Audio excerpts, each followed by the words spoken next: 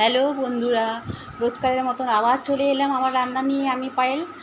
তো আজকে আমি বানিয়েছিলাম এটা মালাই চিকেন।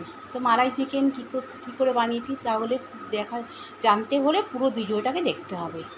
প্রথমে চিকেনটাকে ধুয়ে রেখে দিয়েছি। তারপর এখানে সমস্ত মশলা নিয়ে নিয়েছি। যেহেতু মালাই চিকেন, মালাই তো লাগবেই। বেশ খানিকটা নারকেলের মালাই আমি একটু মিক্সিতে নারকেলগুলোকে লেওয়া নারকেলটাকে একটু মিক্সিতে পেস্ট করে মালাই বের করে দিলাম।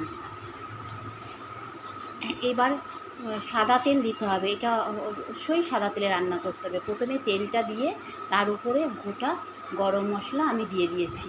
আর এখানে বেশ খানিকটা পেঁয়াজ বাটা আর কাঁচা লঙ্কা বাটা ছিল, আর রসুন বাটা, তিনটে একসাথে আমি দিয়ে দিলাম।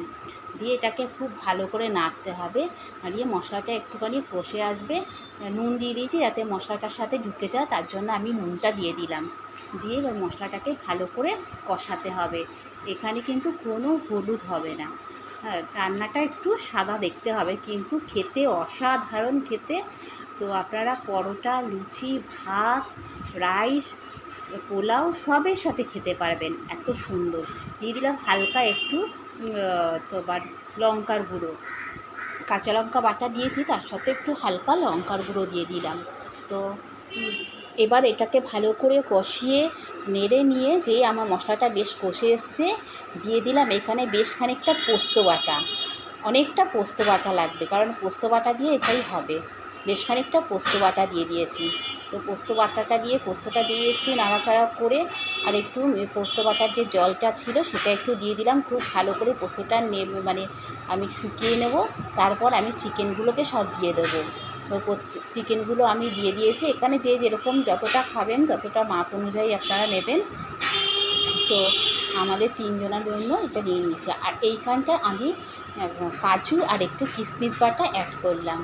তো এবারে কাজু কিশমিশ বাটাটা তার একটু জলটা ছিল, ওটার ভেতরে যে মশলা মাখানো জলটা সেটা আমি দিয়ে দিলাম।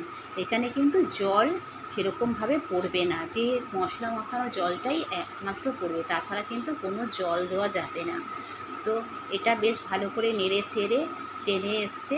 এবারে আমি এটা অ্যাড করবো একটুখানি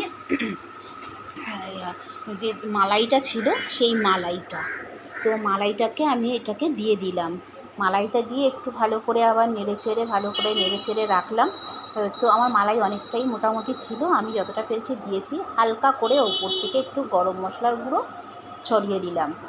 তো এবারে আর যেহেতু আমার মালাইটা দেওয়া ছিল, আর একটু স্বাদ বাড়ানোর জন্য ঝাল, নুন, মিষ্টি সবটাই তো ভালো লাগে। তো সামান্য একটু, যেহেতু আমি চিনি খাই না বলে আমি একটু সামান্য 1 চিমটি গুড় দিয়ে দিয়েছি। আর দিয়ে দিলাম এখানে একটু ঘি। তো আপনারা যেরকম ঘি দিয়ে দিলাম। আর আগে থেকে আমি একটু পেঁয়াজ বেরেস্তা করে রেখে দিয়েছিলাম। ওপর থেকে একটু পেঁয়াজ বেরেস্তা ছড়িয়ে দিয়ে আমার মালাই চিকেন রেডি। কেমন লাগলো আপনাদের অবশ্যই জানাবেন। ভালো লাগলে আপনারা বাড়িতে এভাবে বানিয়ে খাবেন। আর আমাকে একটা লাইক কমেন্ট দেবেন। পরের ভিডিও দেখার জন্য অনুরোধ রইল। টাটা।